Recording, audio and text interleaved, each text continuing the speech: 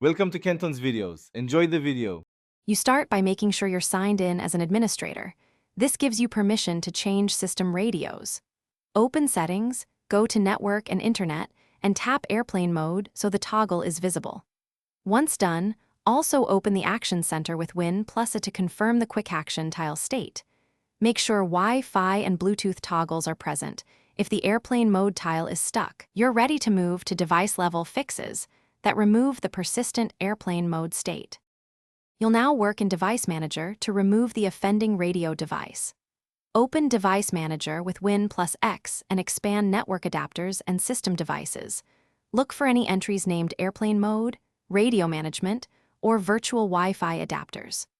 Right-click the suspect device and choose Uninstall Device, then use Action Right Arrow Scan for hardware changes to let Windows reinitialize drivers. This removes the stale radio entry that keeps Airplane Mode engaged.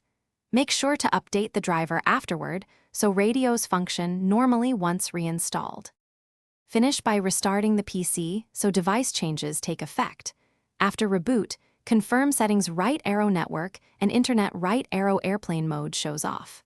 If radios don't reappear, run the built-in Network Troubleshooter. Settings Right Arrow Update and Security Right Arrow Troubleshoot Right Arrow Additional Troubleshooters Right Arrow Network Adapter. If the toggle is still stuck, try the keyboard's FN Airplane toggle or boot to safe mode and repeat the uninstall. This often clears driver locks. If nothing works, update Windows and drivers, then retry the device Thanks for watching. Consider subscribing if we helped you.